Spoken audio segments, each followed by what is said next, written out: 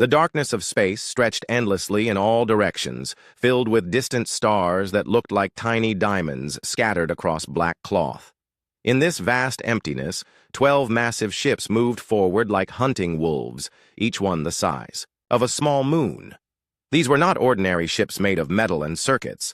They were alive, breathing creatures of flesh and bone and something far stranger, bioengineered by a race that had conquered 200 worlds across the galaxy. Admiral Kivo Thanes stood on the bridge of his flagship, the Devourer of Worlds, and watched the tactical display with cold satisfaction. His fleet had traveled for 3 months to reach this remote corner of space, following reports from their deep space scouts about a new species that called themselves humans. The scouts had brought back interesting information about these creatures who lived on a blue planet they called Earth. But Thanes was not impressed by what he had heard. The Vorthak had been expanding across the galaxy for over 500 years, and in all that time they had never met a species that could stand against them for more than a few hours. Some tried to fight with primitive weapons that fired metal projectiles or energy beams, while others begged for mercy or offered tribute. It never mattered. The Vorthak ships could bend space and time itself, making enemy weapons pass harmlessly through them, while their bio-cannons tore apart anything that stood in their way. Thanes had personally overseen the conquest of 47 worlds, and each victory had been easier than the last. The pattern was always the same. His fleet would arrive at a new system, demand surrender, and when the locals refused, he would demonstrate the power of Vorthak biotechnology by destroying their largest city or military installation. After that, resistance usually crumbled, within hours. These humans would be no different, he was certain. According to the scout reports, they had not even developed faster-than-light travel yet. They were trapped in their own solar system like insects in a web, completely unaware that they were about to become part of the Vorthak dominion. Thanes almost felt sorry for them. Almost. Commander Yoon Tae-hyung approached the admiral's position, his footsteps echoing softly on the organic floor of the bridge. The Vorthak had long ago abandoned the use of metal and plastic in their ships, preferring the warm, living surfaces of bioengineered tissue that could heal itself and adapt to changing conditions. Tae-hyung carried a datapad that pulsed with a soft blue light, indicating that it contained fresh intelligence from their forward scouts. "Admiral, we are approaching the human settlement," Tae-hyung reported, his voice carrying the formal tone that was expected when addressing a superior officer. "Our sensors are detecting a single inhabited planet with approximately 8 billion human life forms. The planet appears to be heavily industrialized, but we are not detecting any advanced defensive systems." Thanes nodded, unsurprised by this news. Most primitive species focused their efforts on building cities and factories rather than weapons capable of defending against galactic-level threats. It was a common mistake that usually cost them their freedom, and sometimes their lives. "What about their military forces?" Thanes asked, though he doubted the humans possessed anything that could threaten his fleet. "Are they attempting to organize some kind of defense?" Tae-hyung consulted his datapad again, scrolling through the information that their sensors were gathering from the approaching solar system. "We are detecting some small vessels moving between the planets, but they appear to be simple transport, ships or cargo haulers. There are no energy signatures that would indicate military-grade weapons or shields." "Disappointing," Thanes said with a slight smile. "I was hoping for at least a token resistance to make this conquest interesting. It has been months since we encountered a species that provided any real challenge." The other officers on the bridge shared his amusement, their expressions showing the confident arrogance that came from centuries of unopposed victory. Lieutenant Choi Hana, the youngest member of Thanes's command staff, was particularly vocal in her contempt for what she saw as yet another primitive species about to learn the futility of opposing the Vorthak dominion. "Perhaps we should simply bypass their pathetic defenses and proceed directly to the planetary bombardment phase," Hana suggested, her voice carrying the eager bloodlust of someone who had never known defeat. "Why waste time with surrender demands when the outcome is already certain?" Thanes considered this suggestion for a moment. It would certainly be more efficient to skip the usual diplomatic formalities and proceed directly to subjugation. The humans clearly posed no threat to his fleet, and destroying a few of their cities would send a clear message to any other species in this region of space about the consequences of resisting Vorthak expansion. However, Something made him hesitate. There was a standing order from the Dominion High Command to gather as much information as possible about new species before their conquest, particularly their technology and military capabilities. Even primitive races sometimes developed interesting innovations that could be adapted for Vorthak use, and the High Command did not appreciate commanders who destroyed potentially valuable resources without proper evaluation. We will follow standard first contact protocols, Thanes decided. Issue the surrender demand and give them time to respond. If they refuse, then we can proceed with demonstration bombardment. As his fleet continued its approach toward the human solar system, Thanos reviewed the tactical display that showed the positions of all his ships. The 12 bio-dreadnoughts were arranged in a classic hunting formation, with his flagship at the center, and the other vessels spread out in a pattern that would allow them to focus their firepower on any target while minimizing the risk of friendly fire incidents. Each ship in his fleet was a masterpiece of Vorthak bioengineering, grown rather than built in the vast organic shipyards that orbited the Dominion homeworld. The hulls were made of living tissue that could regenerate damage and adapt to changing combat conditions, while the weapons systems were based on organs that could manipulate the fundamental forces of space and time. When a Vorthak biocannon fired, it did not simply send a projectile or energy beam toward its target. Instead, it created a localized distortion in reality that could cause enemy ships to simply cease existing, or worse, to exist in multiple conflicting states simultaneously. Besides, defensive systems were equally impressive. Vorthak shields did not absorb or deflect incoming attacks like the primitive energy barriers used by less advanced species. Instead, they created pockets of altered space-time around the ship, causing enemy weapons to pass through harmless alternative dimensions or to be redirected back toward their point of origin. It was this mastery of exotic physics that had made the Vorthak the dominant power in their region of the galaxy. No species they had encountered possessed technology that could overcome their reality warping capabilities, and most primitive races could not even comprehend what was happening to them when Vorthak weapons were used against their forces. As they drew closer to the human system, the sensor operators began providing more detailed reports about what they were detecting. The third planet from the local star showed clear signs of advanced civilization, with massive cities covering significant portions of the land masses and a network of artificial satellites in orbit. There were also signs of industrial activity on several other planets and large asteroids, suggesting that the humans had at least achieved basic space travel within their own solar system. "Admiral," called out Science Officer Young Minji from her position at the biosensor array. "I am detecting something unusual near the third planet. There appears to be an artificial structure of some kind, but its energy signature is very faint." Thanes moved closer to examine the sensor display, his interest piqued by this unexpected development. Most primitive species kept their military forces close to their homeworld, so any artificial structure in that region was likely to be some kind of defensive installation or command center. "Can you identify the nature of this structure?" he asked, watching as the organic sensors extended themselves to gather more detailed information about the mysterious object. Young Minji worked with her instruments for several minutes, her expression growing increasingly puzzled as she analyzed the data. "It appears to be a ship of some kind, Admiral, approximately 2 kilometers in length, constructed primarily of metal alloys. However, its power output is minimal, and I am not detecting any obvious weapons systems." "A ship?" Thanos repeated, surprised by this information. "Are you certain it is not some kind of space station or orbital facility?" "The configuration is definitely that of a vessel designed for travel, rather than a fixed installation," Young Minji confirmed.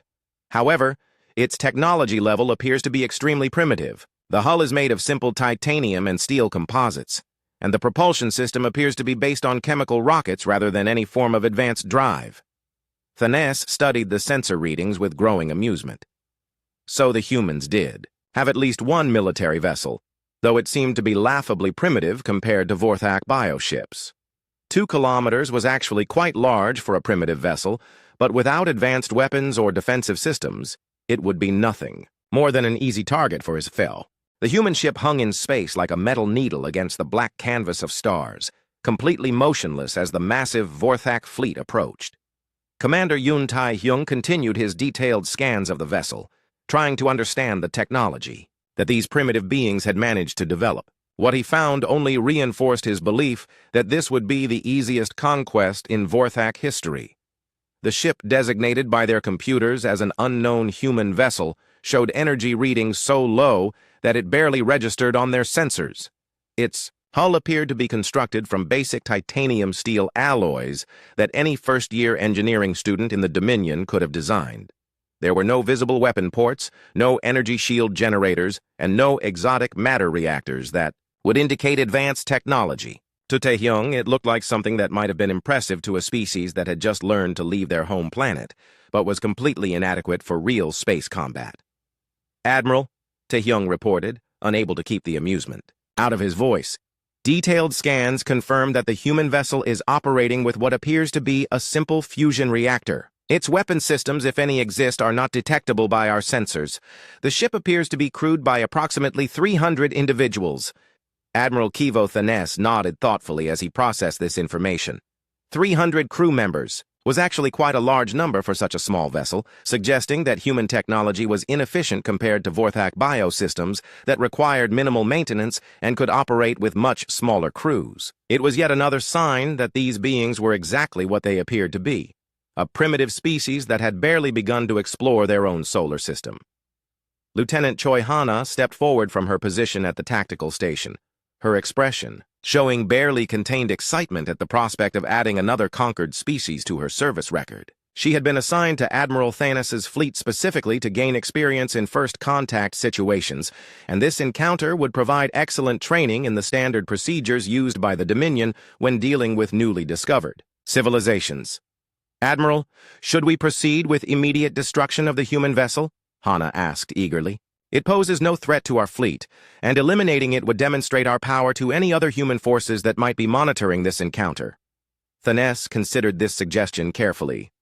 Standard Vorthak doctrine called for the immediate, destruction of any military forces encountered during a conquest operation, but there were also protocols for gathering intelligence about new species before their subjugation. The High Command had made it clear that understanding the capabilities and psychology of conquered races was important for maintaining long-term control over newly acquired territories.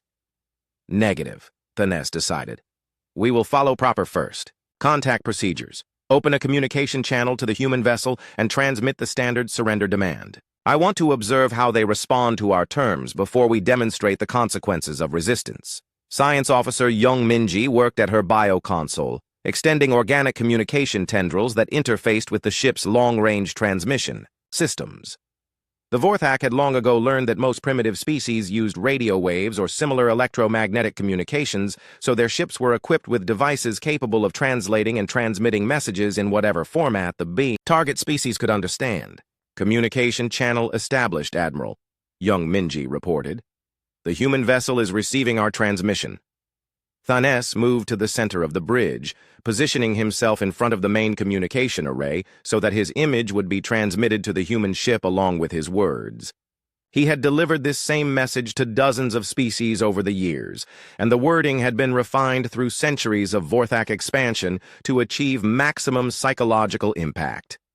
"Primitive species," Thanes began, his voice carrying the cold authority that had broken the will of countless civilizations. "You have entered space claimed by the Vorthak Dominion. Your vessel is surrounded and outgunned by forces beyond your comprehension. You will immediately surrender your ship and prepare your species for assimilation into the Dominion.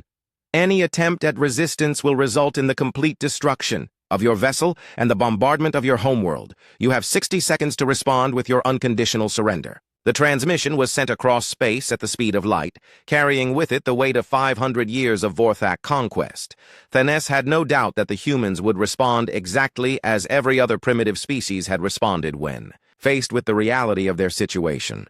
They would either surrender immediately, attempt to negotiate for better terms, or make some futile gesture of defiance before accepting the inevitable. Aboard the human vessel, Lieutenant Kim Ji-won sat at her communication station and listened to the alien message with a mixture of fascination and concern. This was humanity's first contact with an alien species, a moment that philosophers and scientists had speculated about for centuries. Unfortunately, It was not the peaceful meeting of minds that many had hoped for. Kim Ji-won quickly translated the message and transmitted it to Captain Lee Do-hyun, who was reviewing tactical displays in the ship's command center. The captain was a veteran of the Mars Colony Wars and had extensive experience dealing with hostile forces, but this situation was unlike anything in human military history. The aliens were clearly advanced beyond anything humanity had previously encountered, and their message left no doubt about their intentions.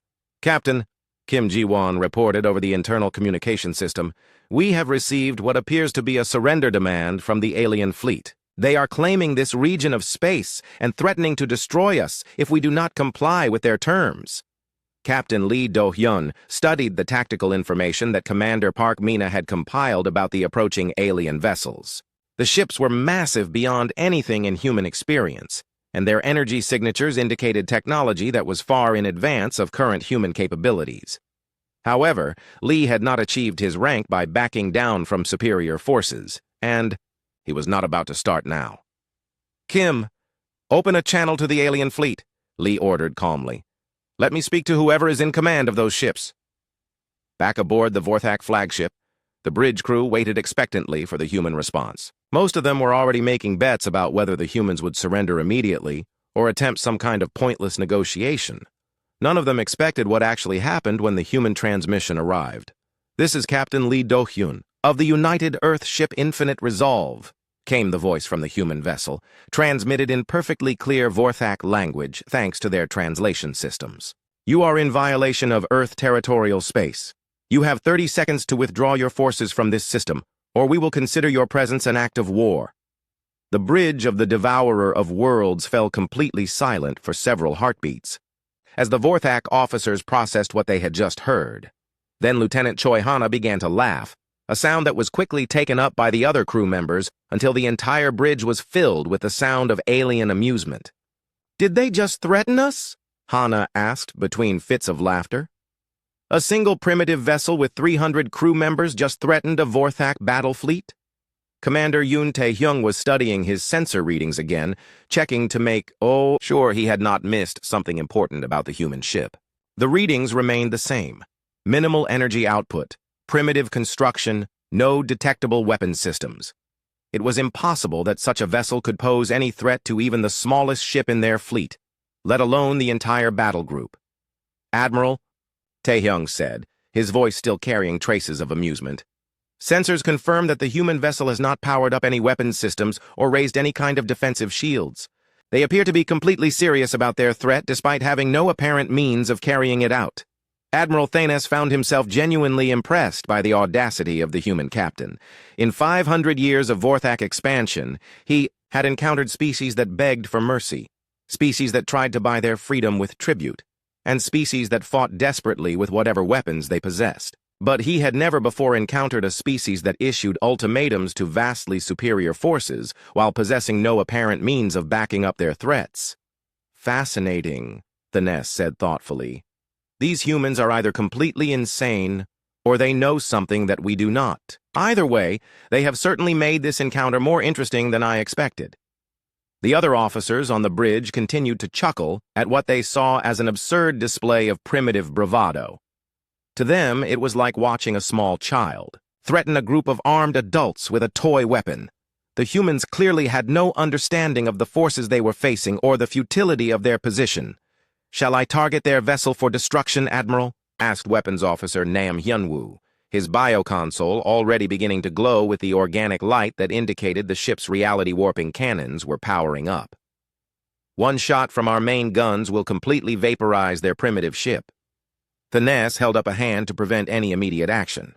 The space around the small human vessel began to shimmer like heat waves rising from hot pavement, and suddenly the Vorthak sensors started screaming warnings that filled the bridge with flashing lights and urgent alarm sounds.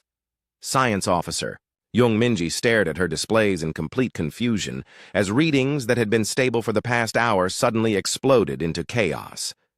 "Admiral," she called out, her voice cracking with uncertainty, "the human vessel is generating some kind of massive energy field. Our sensors are detecting spatial distortions that should be impossible with their primitive technology. Admiral, Kivo Thanes moved quickly to the main tactical display, watching as the smooth lines and curves that represented normal space around the human ship began to twist into impossible geometric shapes. The biosensors that formed the core of Vorthak detection systems were designed to track everything from simple radio transmissions to exotic matter interactions, but what they were showing now made no sense according to any known laws of physics. The small human ship that had been floating motionless in space was still there, but it was no longer alone. Something else was beginning to appear around it, something so large that the Vorthak computers could not calculate its full dimensions.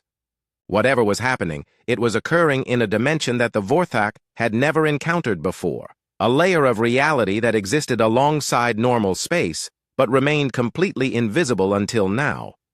Commander Yoon Tae-hyung worked frantically at his station, trying to adjust the sensor arrays to compensate for the strange readings they were receiving. The biocircuits that formed the ship's detection network were beginning to overload from the massive amount of data they were trying to process, and several sensor clusters had already shut down automatically to prevent permanent damage. "Sir, I am reading massive gravitational distortions centered on the human position," Tae-hyung reported, his voice filled with growing alarm.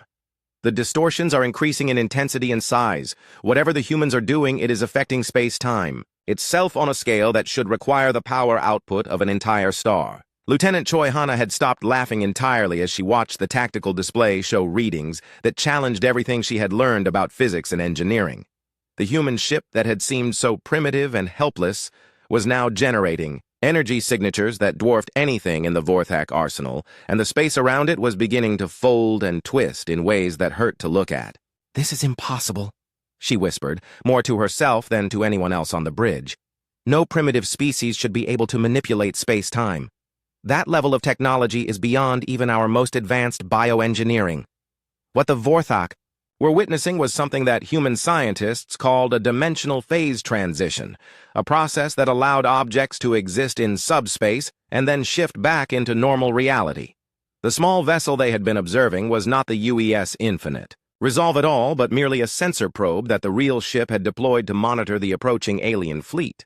The actual warship had been hiding in a parallel dimension, completely undetectable by conventional sensors until it chose to reveal itself. As the phase transition continued, the true scale of the human vessel began to emerge from subspace like a whale surfacing from the depths of an ocean.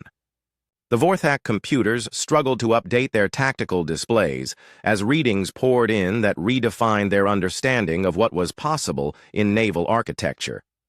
The ship that emerged was not 2 kilometers long, as they had originally calculated, but 50 kilometers from bow to stern, and its mass readings were so high that the sensors kept displaying error messages. "Admiral," Jung Minji called out, her voice barely above a whisper, "the human vessel measures 50.7 kilometers in length. Its mass is approximately equivalent to a large asteroid. I am detecting hull composition that appears to be some form of compressed matter that our databases cannot identify." The bridge of the Devourer of Worlds fell silent except for the urgent beeping of warning alarms as every Vorthak officer tried to process what they were seeing. The massive human ship that continued to phase into normal space was unlike anything, in their experience, built on a scale that made even their largest bio-dreadnoughts look like escort vessels. But size was not the most disturbing aspect of what their sensors were revealing. The hull of the human ship was not made of conventional metals or even the exotic biomaterials that the Vorthak used in their own vessels. Deep scans revealed that the armor plating was composed of matter that had been compressed to densities approaching those found in the cores of dead stars. The energy signatures coming from the ship's power systems were so intense that they were interfering with the Vorthak sensors from a distance of several thousand kilometers. Admiral Thanes found himself experiencing an emotion that he had not felt in over 200 years of military service: genuine fear. Everything about the human vessel defied the natural order of galactic civilization, as the Vorthak understood it. Species were supposed to develop along predictable technological paths, starting with simple chemical rockets and gradually progressing to more advanced propulsion systems over thousands of years. They were not supposed to hide ships the size of small moons in parallel dimensions while pretending to be primitive. "Weapons officer," Thanes commanded, his voice steady despite the growing dread he felt. Target the human vessel and prepare to fire all forward batteries. We need to destroy that ship before it can deploy whatever weapon systems it might possess." Nam Hyunwoo moved to comply with the order, his hands dancing across the biocontrols that would direct the ship's reality-warping cannons toward the massive human vessel. The Vorthak had never encountered an enemy that could not be destroyed by their exotic weapons, and he was confident that even this unexpectedly large human ship would fall to their firepower. But as he began the targeting sequence, something even more impossible happened. The human ship was not alone. As Hyunwoo watched in horror, his sensors began detecting additional massive objects phasing into normal space around the first vessel. One ship became 2, then 5, then 10, and the readings kept climbing as more and more human warships emerged from whatever impossible dimension they had been hiding in. "Admiral," Hyunwoo reported, his voice cracking under the strain of what he was witnessing, "I am detecting multiple additional human vessels materializing around the primary target. Current count is 47 ships and still increasing. They are all approximately the same size as the first vessel." The tactical display in the center of the bridge updated frantically as the Vorthak computers tried to track the growing human fleet. Each new ship that appeared was a match for the largest vessels in the Dominion Navy, and they were continuing to emerge from subspace at a rate that suggested the humans had been prepared for this encounter for some time. Within minutes, the Vorthak fleet found itself outnumbered by a ratio of more than 10 to 1. Commander Yoon Tae-hyung was running continuous deep scans on the human vessels, trying to understand the technology that had allowed them to remain hidden for so long. What he discovered was even more disturbing than their ability to manipulate dimensions. The human ships were not just large and numerous. They were built with a level of technological sophistication that exceeded anything the Vorthak had achieved in 5 centuries of galactic expansion. "Sir," Tae-hyung reported, his voice filled with a mixture of awe and terror, "detailed scans of the human vessels are revealing construction techniques that are beyond our current understanding. The hull materials appear to be some form of neutronium composite, held together by controlled gravitational fields. The power signatures suggest that each ship is powered by what can only be described as a controlled singularity." Young Minji looked up from her sensor station with an expression of complete disbelief. "Admiral, the energy output from the human fleet is equivalent to the total power generation of our home system. These ships are not just advanced. They represent a level of technology that should not be possible for any species in this galaxy." Admiral Thanos stood frozen in the center of his bridge, watching as everything he had believed about galactic civilization crumbled around him. The Vorthak had built their empire on the assumption that they possessed the most advanced technology in known space. But the human fleet that surrounded them now made their bioships look like primitive toys. The humans had not just achieved faster-than-light travel, they had mastered the fundamental forces of the universe itself. Lieutenant Choi Hana was staring at the tactical display with wide eyes, her earlier confidence completely shattered by the revelation of humanity's true capabilities. "Sir, what are our orders? Should we attempt to retreat from this system?" The question hung in the air like a death sentence. The Vorthak Dominion had never retreated from any enemy in their entire history, but they had also never faced an enemy that could hide fleets of impossibly advanced warships in parallel dimensions. Every instinct that Thanos had developed over centuries of conquest told him that his fleet was in mortal danger, but his pride and training made it almost impossible to consider withdrawal without a fight. "No," Thanos said finally, his voice carrying a determination born of desperation. Science Officer Young Minji felt her mind beginning to break as the readings from her instruments painted a picture of reality that should not exist. The massive human ships that had materialized around the Vorthak fleet were not just large and advanced. They were constructed from materials that challenged the fundamental laws of physics as her species understood them. The biosensors that formed the heart of Vorthak detection technology were designed to analyze everything from simple chemical compounds to exotic matter states, but what they were showing her now fell completely outside their operational parameters. "Admiral," she called out, her voice cracking with the strain of trying to comprehend the impossible, "the deep scans of the human vessels are returning data that our computers cannot process. The hull composition appears to be neutronium, but that should be impossible. Neutronium can only exist under the gravitational pressure found inside neutron stars. Admiral Kivo Thanes moved to stand behind Jung Minji's station, studying the sensor displays that showed readings beyond anything in Vorthak experience. The human ships were not just built from compressed matter. They were held together by gravitational fields so precisely controlled that they could maintain stellar core densities in normal space without collapsing into black holes. The level of technological mastery required for such construction was so far beyond Vorthak capabilities that it might as well have been magic. "That is not possible," Thanes said, though his voice lacked conviction. "No species in the galaxy has the technology to manipulate gravitational forces with that level of precision. Our own bioships can warp space-time locally, but what you are describing would require mastery over the fundamental forces of the universe itself." Young Minji worked frantically with her instruments, running scan after scan in the desperate hope that the readings were somehow in error. But every analysis returned the same impossible results. The human ships were not just made of neutronium, they were powered by controlled singularities that contained more mass than entire solar systems. The energy output from their power cores was so immense that it was interfering with Vorthak sensors from thousands of kilometers away.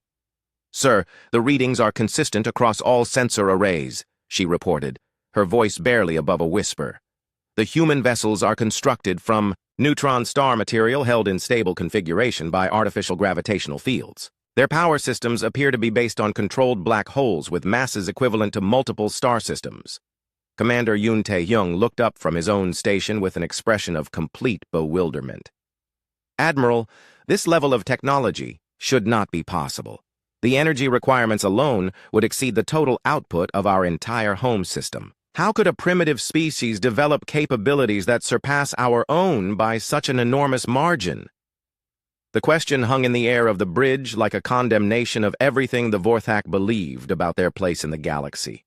For 500 years, they had expanded across space secure in the knowledge that their biotechnology represented the pinnacle of scientific achievement. They had encountered dozens of species with different approaches to engineering and physics, but none had ever come close to matching Vorthak capabilities in space warfare. Lieutenant Choi Hana was studying the tactical display with growing horror, as she began to understand the true implications of what they were facing. The human fleet that surrounded them was not just larger and more advanced than anything the Vorthak had ever built. It represented a level of technological development that was literally millions of years ahead of their own. The humans had not just discovered faster-than-light travel. They had learned to manipulate the basic structure of matter and energy itself. "Admiral," she said, her voice filled with barely controlled panic, "if these readings are accurate, then each human ship possesses firepower equivalent to our entire battle fleet. They could destroy our forces without suffering any significant damage to their own vessels." Weapons Officer Nam Hyun-woo was working desperately at his bioconsole, trying to target the human ships with the Vorthak fleet's reality-warping cannons. But as he attempted to lock on to the massive vessels, something extraordinary happened.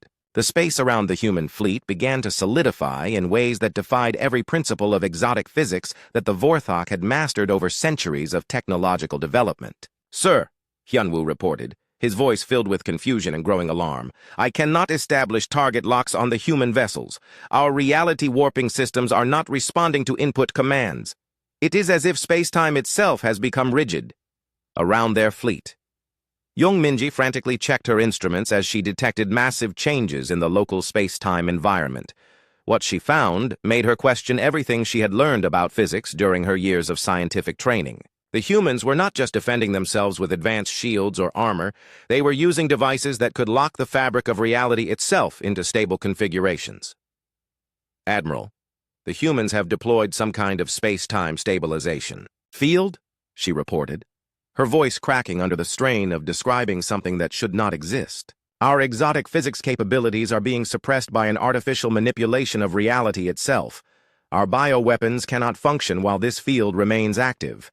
The reality anchors that humanity had developed were the product of decades of research into naturally occurring space-time anomalies that had threatened Earth's outer colonies. When human explorers first encountered regions of space where reality became unstable, their scientists had been forced to develop technology that could restore normal physics to affected areas. The same devices that protected human settlements, from chaotic spacetime distortions could also prevent enemy vessels from using exotic physics in combat. Chief Engineer Nam Hyun-woo, aboard the UES Infinite Resolve, monitored the deployment of the Reality Anchor Network with professional satisfaction. The Vorthak ships that had seemed so threatening were now trapped in normal space-time, unable to use the reality warping capabilities that had made them masters of their region of the galaxy. Their bioweapons were designed to function by manipulating exotic physics. But with those physics locked into stable configurations, the alien vessels were reduced to using conventional energy weapons that were thousands of years behind human technology. "Captain," Hyun-woo reported to Lee Do-yoon, "reality anchors are fully deployed and functioning within normal parameters. The alien vessels are locked into standard spacetime and cannot access exotic physics capabilities. Their weapon systems appear to be completely neutralized." Captain Lee studied the tactical displays that showed the Vorthak fleet struggling to understand what had happened to their advanced capabilities. The alien ships were still massive and impressive, but without their reality-warping technology, they were essentially helpless against human weapons systems that had been designed to function in the hostile environment of deep space exploration. "Excellent work," Lee said calmly. "Mina, please transmit our standard first contact package to the alien fleet. I believe they are now ready to engage in productive dialogue." Back aboard the Vorthak flagship, Admiral Thanes watched in growing horror as his weapons officers reported complete system failures across all exotic weapon platforms. The biocannons that had destroyed countless enemy fleets were offline, their organic components unable to function in the artificially stabilized space-time environment that the humans had created around both fleets. "All weapon systems are non-responsive. Admiral," Nam Hyun-woo reported, his voice filled with the kind of despair that comes from watching centuries of technological superiority disappear in moments. "The biocannons cannot generate reality distortions while the human stabilization field remains active. We are effectively disarmed." Commander Yoon Tae-hyung was running emergency diagnostics on every system aboard the ship, hoping to find some capability that remained functional despite the human interference. What he found was even more disturbing than the loss of their weapons. The biocomponents that form the core of Vorthak technology were beginning to shut down as they lost the ability to manipulate exotic physics for basic functions. "Sir, the ship's biosystems are beginning to fail," he reported, his voice filled with growing panic. "Our navigation, life support, and propulsion systems all depend on exotic physics manipulation. If we cannot restore our reality warping capabilities, we may lose the ability to maintain basic ship functions."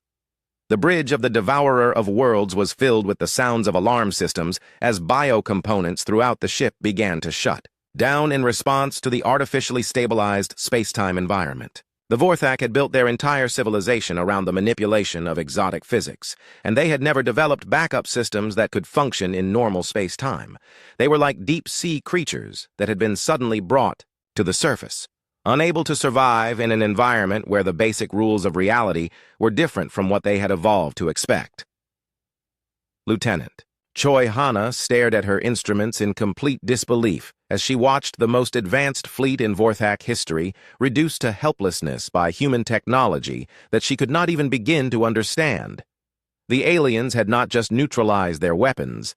The Vorthak fleet hung motionless in space like dead insects trapped in amber, their bioships struggling to maintain basic life support functions while the human reality anchors kept exotic physics locked in stable configurations. Admiral Kivo Thanes stood on his failing bridge and watched as centuries of technological superiority evaporated like morning mist, leaving his once mighty armada completely helpless against an enemy they had dismissed as primitive only hours before. The communication channel to the human fleet crackled with interference as the organic systems fought to function in an environment where the laws of physics had been artificially constrained. When Captain Lee Do-hyun's image finally appeared on the main display, his expression was calm and professional, showing none of the arrogance or hostility that Thanes had expected from a victorious commander. "Admiral Thanes," Lee said, his voice carrying across space with perfect clarity despite the technological chaos aboard the Vorthak ships. "I believe we need to have a conversation about your presence in this system and your intentions regarding Earth." Thanes found himself struggling to formulate a response that would not reveal the complete extent of his fleet's helplessness.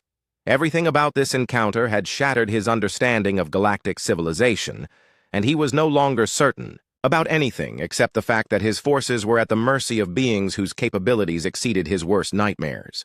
"Captain Lee," Thanes replied, fighting to keep his voice steady, "it appears that we have made certain incorrect assumptions about your species and your technological capabilities. Perhaps we should discuss the terms under which my fleet might be allowed to withdraw from this system." The human captain's expression did not change, but Thanes could see something in his eyes that was far more terrifying than anger or hatred. Lee was looking at the Vorthak fleet with the same clinical detachment that a scientist might show when studying particularly interesting specimens, and that look made it clear that humanity viewed the Dominion as something far less threatening than an actual military opponent. "I'm afraid withdrawal is not an option at this time, Admiral," Lee said calmly. "You see, we have been monitoring your Empire's expansion activities for quite some time, and we have detailed records of your conquest operations against dozens of peaceful civilizations. The Vorthak Dominion has been classified as a galactic-level threat that requires immediate containment." Science Officer Young Minji looked up from her failing instruments with an expression of complete bewilderment. "Admiral, the human captain is claiming that they have been monitoring our activities across the galaxy. How is that possible? Our expansion has covered hundreds of light years over the past century." Commander Yoon Tae-hyung was frantically trying to restore power to his sensor arrays, desperate to understand how the humans had managed to observe Vorthak operations without being detected. What he found when he finally managed to access the ship's historical data logs filled him with a sense of dread that went far beyond the immediate tactical situation. "Sir," Tae-hyung reported, his voice barely above a whisper, "I am detecting trace signatures in our navigation records that suggest we have been under observation for decades. The signatures are so subtle that our sensors dismiss them as background cosmic radiation, but they appear to be artificial in origin." The implications of this discovery were staggering. If the humans had been watching the Vorthak expansion for decades without being detected, it meant that their technology was not just superior in terms of raw power, but also far more sophisticated in ways that the Dominion had never even considered. The Vorthak had believed themselves to be the apex predators of their region of space, but they had actually been living under the observation of beings who could have destroyed them at any time. Captain Lee continued his transmission, seemingly unaware of the panic that his words were causing aboard the Vorthak vessels. "Our monitoring operations have documented the conquest of 47 civilizations by Vorthak forces, resulting in the deaths of approximately 12 billion sentient beings and the enslavement of another 30 billion. These actions constitute crimes against galactic civilization that cannot be ignored." Lieutenant Choi Hana stared at the human captain with growing horror as she began to understand the true scope of what they were facing. The humans had not just developed superior technology. They had been conducting galaxy-wide surveillance operations that tracked the activities of every major civilization in known space. The Vorthak Dominion was not an expanding empire conquering primitive species. They were criminals being monitored by galactic police forces whose capabilities exceeded their imagination. "Admiral," she whispered, her voice filled with terror, "if the humans have been watching us for decades, then they know everything about our military capabilities, our territorial holdings, and our expansion plans.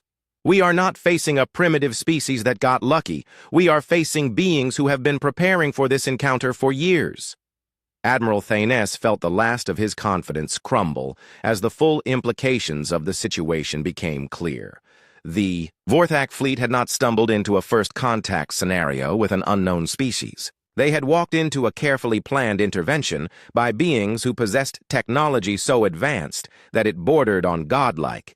Every move his empire had made, every conquest they had achieved, had been observed and catalogued by entities who could have stopped them at any time, but had chosen to wait until the proper moment to act. "What do you want from us?" Thanes asked, his voice carrying the defeated tone of someone who had finally accepted the futility of resistance. "If you have the power to stop our expansion, why did you wait until now to intervene?" Captain Lee's expression softened slightly, showing the first hint of something approaching sympathy for the alien commander's position. "Because we believe that every species should have the opportunity to choose its own path through the galaxy, Admiral. We do not conquer or rule other civilizations. We protect them from threats that they cannot handle themselves. The Vorthak Dominion has now become such a threat." Commander Park Mina appeared beside Captain Lee on the transmission, her expression showing the cold professionalism of someone who had spent years preparing for this moment. Admiral, our analysis of Vorthak expansion patterns indicates that your empire will encounter 17 additional civilizations over the next 50 years. Our projections suggest that these encounters will result in approximately 40 billion additional casualties if your current policies continue unchanged. The numbers hit the Vorthak bridge crew like physical blows. 40 billion deaths was a scale of destruction that even their most ambitious military planners had never contemplated. But the humans were discussing it with the calm detachment of mathematicians solving abstract problems. It was clear that humanity viewed the Vorthak expansion not as a series of military victories, but as a preventable humanitarian disaster that required immediate intervention. You have been given a choice, Admiral, Lee continued, his voice carrying the weight of absolute authority. The Vorthak Dominion can immediately cease all expansion activities and begin the process of withdrawing from conquered territories, or it can face the consequences of continued aggression against peaceful civilizations. Weapons Officer Nam Hyun-woo looked up from his dead instruments with an expression of desperate confusion. Sir, what consequences could they possibly threaten us with that they have not already demonstrated? Our fleet is completely helpless, and our weapons systems are offline. What more could they do to us? The answer came in the form of additional tactical data that Commander Park transmitted to the Vorthak fleet. As the information appeared on their struggling displays, every alien officer on the bridge felt their understanding of reality shift once again. The human fleet that surrounded them was not the full extent of humanity's military capabilities. It was merely a small patrol force assigned to monitor this particular region of space. Our current deployment consists of 200 vessels assigned to Earth defense operations, Park explained calmly. The total strength of the human defense force consists of approximately 50,000 ships distributed across 12 galactic sectors. Each sector force is equipped to handle threats on the scale of your entire empire. Young Minji stared at the tactical data with the expression of someone whose worldview had just been completely destroyed. 50,000 ships, each one more powerful than anything the Vorthak had ever built, distributed across a region of space that encompassed most of the known galaxy. Humanity was not just more advanced than the Dominion. They were the dominant military power in this entire region of the universe. This is impossible, she whispered, though she knew that everything they had witnessed made her words meaningless. No species could develop this level of capability without being detected. By our long-range reconnaissance operations, Captain Lee seemed to hear her comment despite the distance between their ships. Officer, humanity has been active in this galaxy for over 3,000 years. We have established monitoring stations in every major stellar region and defensive installations around every developing civilization.